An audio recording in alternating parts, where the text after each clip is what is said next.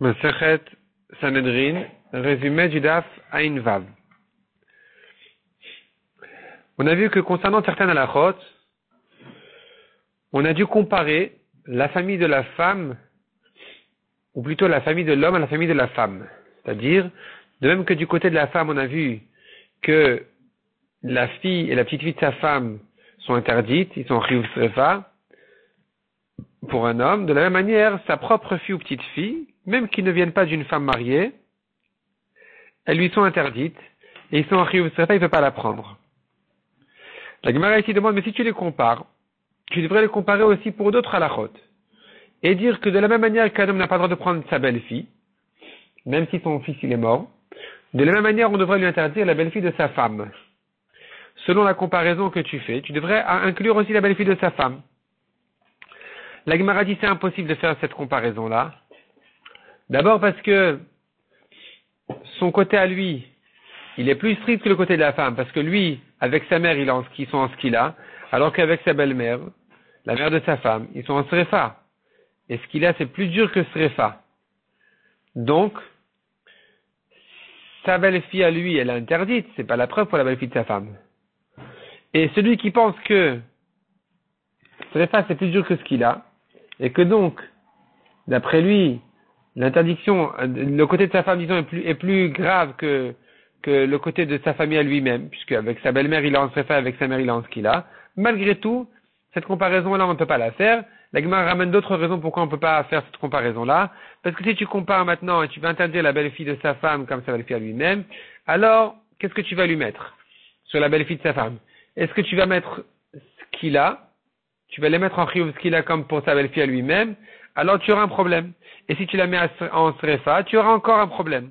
Quoi que tu dises, tu auras un problème parce que finalement, finalement on ne pourra pas les comparer les cas correctement. Donc ce raisonnement-là ne tient pas. Donc on n'a pas à inclure du tout la belle-fille de sa femme. La Gemara revient maintenant sur ce qu'on a dit. On a vu donc qu'un homme ne peut pas prendre sa fille, de même qu'il ne peut pas prendre sa petite fille. C'est-à-dire en fait la Torah elle interdit la petite fille, mais d'où je sais que la fille aussi elle est interdite. En parlant de sa fille à lui, qui n'est pas la fille de sa femme. Il a violé une femme, et elle a une fille, sa fille a une petite fille, donc la Torah interdit la petite fille, mais on ne sait pas, hein, d'où est-ce qu'on va interdire la fille elle-même. La Gemara nous ramène 3 drachot pour interdire la fille. Soit, première dracha, on va apprendre qu'elle est en srefa, et qu'elle est interdite d'ailleurs aussi. Tu fais que la Torah elle interdit la petite fille, alors j'apprends que, évidemment, puisque la proximité de la petite fille elle passe par la fille, donc évidemment que la fille aussi elle est interdite. Ou bien, deuxième dracha, c'est une dracha, une xerashava, entre la fille et la petite fille de sa femme, la fille et la petite fille du mari, de même que la fille et la petite fille de la femme, donc il y a la fille aussi qui est interdite et qui est en srefa, aussi concernant sa fille et sa petite fille elle-même, on dira que la fille et la petite fille elles sont pareilles. Troisième dracha, c'est de dire que la Torah, concernant la fille du Kohen qui est en srefa, il y a un mot de trop dans le passage qui dit Ubat Ish Kohen, la fille d'un homme Kohen. Pourquoi tu dis la fille d'un homme Kohen? Le mot d'un homme étant trop pour t'apprendre en fait la fille d'un homme. C'est-à-dire la fille d'un homme, elle est interdite à son père. Et donc tu vois qu'elle est en srefa comme la fille du Kohen. La Gemara élargit encore un peu rentre plus dans les détails de cette dracha, mais finalement ça reste comme ça 3 drachot, et la Gemara ensuite, d'après ce troisième Tana, finalement tu n'apprends uniquement la srefa, tu n'apprends pas de là qu'elle est interdite, d'où je sais qu'elle est aussi interdite, et là la Gemara nous ramène un pasteur qui dit, tu n'as pas le droit de profaner la Kedusha de ta fille, en znout. Donc de là on apprend en fait que le père ne peut pas prendre sa fille. La Gemara dit de ce pasuk-là, il y a lieu de faire encore d'autres drachot, parce que il s'écrit l'otechalel au lieu de l'otachel. Et donc j'apprends de là encore une autre dracha. La dracha de plus serait en fait, il y a plusieurs drachot en fait de ce pasuk-là à apprendre. C'est déjà de donner sa fille en znout à quelqu'un, sans mariage. Et il y a d'autres drachot encore, c'est quelqu'un qui marie, selon Rabbi Eliezer, il marie sa fille à un vieux, alors qu'elle a d'autres besoins que lui, donc finalement elle va se retrouver en znout, puisqu'elle ne trouve pas de calme, de plaisir de son mari. Et selon Rabbi Akiva, c'est quelqu'un qui ne marie pas sa fille qui est en âge de mariage déjà. Il est assez à attendre, c'est un pauvre, il a besoin de l'aide de sa fille, et donc finalement il ne la marie pas alors qu'elle a besoin de se marier, ça s'appelle un rachat. C'est un rachat rusé. La Gemara dit, fais attention de quelqu'un qui te donne un conseil qui a son avantage à lui, à ses intérêts à lui-même, fais attention de ça. Fais attention à ça. La Gemara dit encore, le pasuk dit,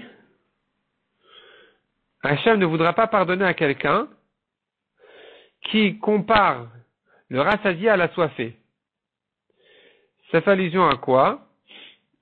Qui compare en fait, qui colle le rassasié avec la soifée comme s'ils étaient dans le même état. Donc c'est quelqu'un en fait qui marie sa fille à un vieux, elle est encore assoiffée, lui il est déjà rassasié. Ou bien qui marie une femme à son fils qui est encore petit, à nouveau elle est assoiffée, et lui il n'est pas encore en âge de soif. Ou bien celui qui rend une perte, un objet perdu à un goy, alors que les goyim ils sont de manière générale rassasiés, que les juifs ils sont assoiffés de leur créateur. Et donc Akadosh Baruch Hu ne va pas pardonner à celui qui colle le rassasié avec la soifée ensemble. Et donc celui qui fait ces choses-là. La Gemara demande, et pourtant on voit que c'est bien au contraire de marier ses enfants jeunes, petits, avant même l'âge. Répond la Gemara, s'ils sont proches de l'âge, son garçon, il peut le marier. Parce que la femme, elle aura la patience d'attendre encore un peu. Mais s'il est vraiment petit, alors là, il n'aura pas le droit de le marier. La Gemara dit encore, nous avons un passage concernant le chiyuv srefa de quelqu'un qui va avec sa belle-mère. Là-bas, c'est écrit Otov et Eten. Il y a deux manières de comprendre Eten. Est-ce que Eten c'est au pluriel, elles sont en srefa, ou bien Eten c'est au singulier, elle est en srefa. La Gemara explique de deux manières cette marloquette. Soit la marloquette serait, est-ce que la Torah n'a parlé que de la belle-mère ou aussi de sa mère, de la mère de la belle-mère? Et c'est ça la marloquette, est-ce que c'est le pasuk parle du au pluriel ou au singulier? Selon tout le monde, la belle-mère et sa mère sont interdites et elles sont en srefa. La question est qu'elle est écrite dans le pasuk clairement ou pas? Deuxième manière de comprendre le dracha, c'est en fait, est-ce que si sa femme elle est morte, la belle-mère elle est encore en srefa ou pas? C'est-à-dire un homme qui serait allé avec sa belle-mère après que sa femme elle est morte, est-ce que elle est en chiyuv srefa ou pas? C'est ça, ça serait ça la marloquette. Mishnah suivante. On a terminé avec le chiyuv srefa et maintenant on passe au chiyuv. Maintenant on passe au chiyuv hereg. Hereg c'est celui qui est tué à l'épée. De qui il s'agit? Qui c'est qui est chayav hereg? Qui c'est qu'on va tuer à l'épée? C'est quelqu'un qui a tué un juif ou bien les gens de la Iranidachat. Il a tué de n'importe quelle manière, il est chayav. À partir du moment où celui-là ne pouvait pas s'en sortir, eh bien celui qui l'a tué il est chayav. Même si s'il avait poussé dans le feu ou dans l'eau et que l'autre il aurait pu s'en sortir, il serait pas tour.